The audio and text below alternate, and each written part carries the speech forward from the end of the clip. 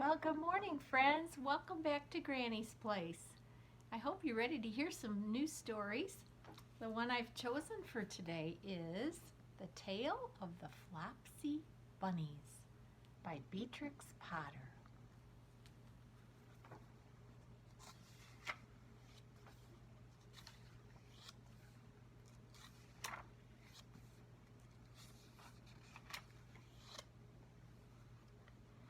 It is said that the effect of eating too much lettuce is so horrific. I've never felt sleepy after eating lettuces, but then I am not a rabbit. They certainly had a very soporific effect upon the Flopsy bunnies. They were so sleepy.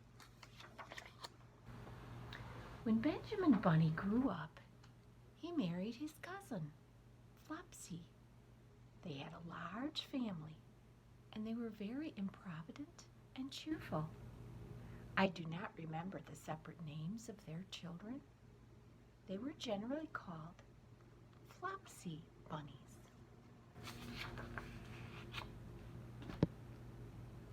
As there was not always quite enough to eat, Benjamin used to borrow cabbages from Flopsy's brother, Peter Rabbit, who kept a nursery garden.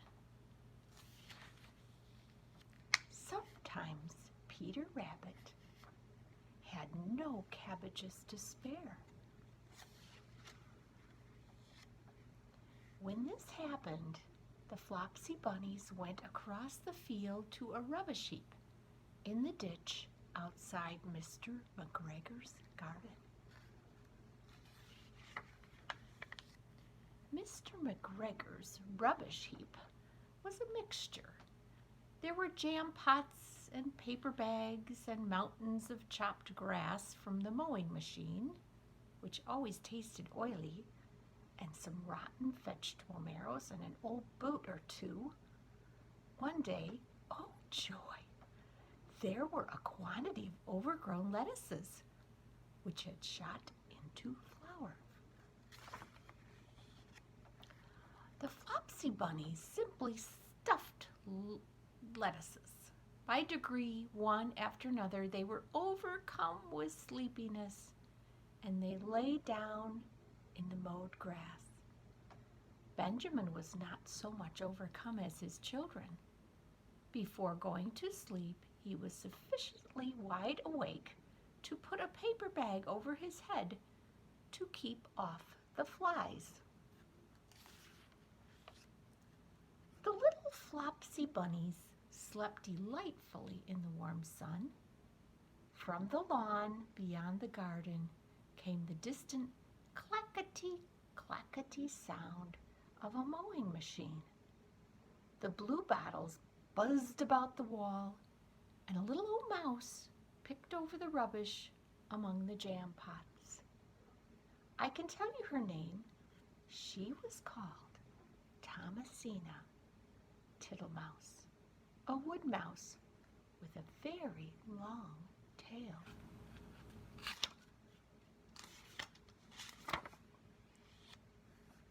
Thomasina rustled across the paper bag and awakened Benjamin Bunny.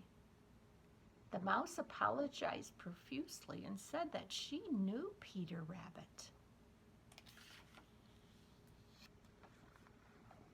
While she and Benjamin were talking, close under the wall, they heard a heavy tread above their heads, and suddenly Mr. McGregor emptied out a sack full of lawn mowings right upon the top of the sleeping Flopsy bunnies.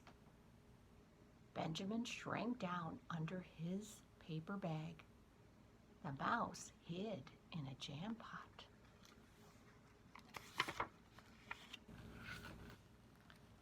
The little rabbits smiled sweetly in their sleep under the shower of grass. They did not awake because the lettuces had been so soporific. They were sleepy. They dreamt that their mother Flopsy was tucking them up in a hay bed. Mr. McGregor looked down after emptying his sack. he saw some funny little brown tips of ears sticking up through the lawn mowings. He stared at them for some time. Presently, a fly settled on one of them and it moved. Mr. McGregor climbed down onto the rubbish heap. 1, 2, 3, 4, 5, 6 little rabbits, said he as he dropped them in his sack. The Flopsy bunnies dreamt that their mother was turning them over in bed. They stirred a little in their sleep, but still they did not wake up.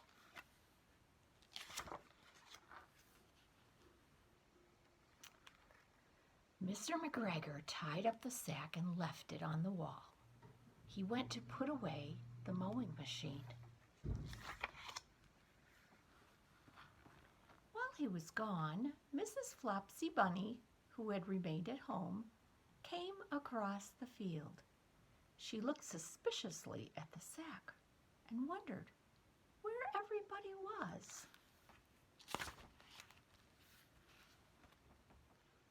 Then the mouse came out of her jam pot, and Benjamin took the paper bag off his head, and they told the sad tale.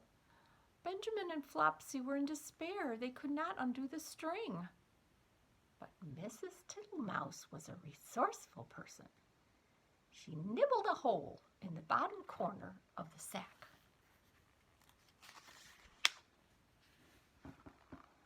The little rabbits were pulled out and pinched to wake them. Their parents stuffed the empty sack with 3 rotten vegetable marrows, an old blacking brush, and 2 decayed turnips.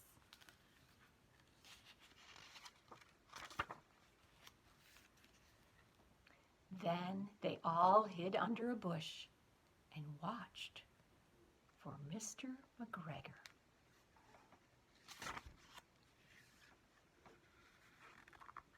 Mr. McGregor came back and picked up the sack and carried it off. He carried it hanging down, as if it were rather heavy. The Flopsy bunnies followed at a safe distance.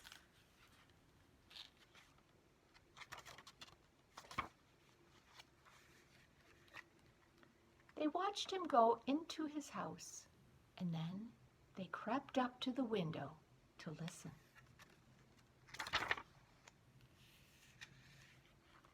Mr. McGregor threw down the sack on the stone floor in a way that would have been extremely painful to the Flopsy bunnies if they had happened to have been inside it.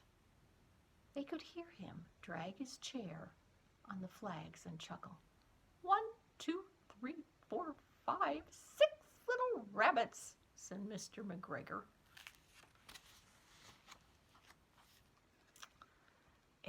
What's that? What have they been spoiling now? Asked Mrs. McGregor. 1, 2, 3, 4, 5, 6 little fat rabbits, repeated Mr. McGregor, counting on his fingers. 1, 2, 3. Don't you be silly. What do you mean, you silly old man? In the sack. 1, 2, 3, 4, 5, 6, replied Mr. McGregor. The youngest Flopsy bunny got upon the windowsill. Mrs. McGregor took hold of the sack and felt it. She said she could feel 6, but they must be old rabbits because they were so hard and all different shapes. Not fit to eat, but the skins will do fine to line my old cloak. Line your old cloak, shouted Mr. McGregor. I shall sell them and buy myself baccy, rabbit tobacco. I shall skin them and cut off their heads.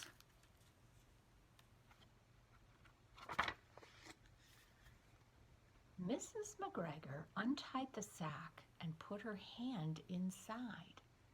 When she felt the vegetables, she became very angry. She said Mr. McGregor had done it on purpose.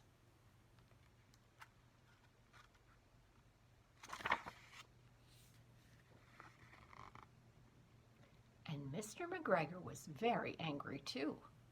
One of the rotten marrows came flying through the kitchen window and hit the youngest Flopsy bunny.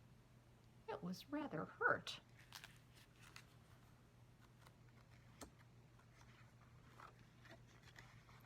Then Benjamin and Flopsy thought it was time to go home.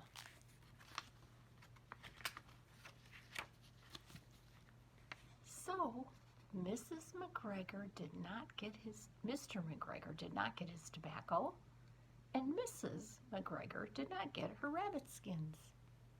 But next Christmas, Thomasina Tittlemouse got a present of enough rabbit wool to make herself a cloak and a hood and a handsome muff and a pair of warm mittens.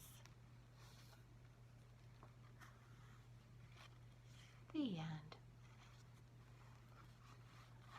I hope you enjoyed that book as much as I did. The Tale of Flopsy Bunnies by Beatrix Potter. I'll see you next time.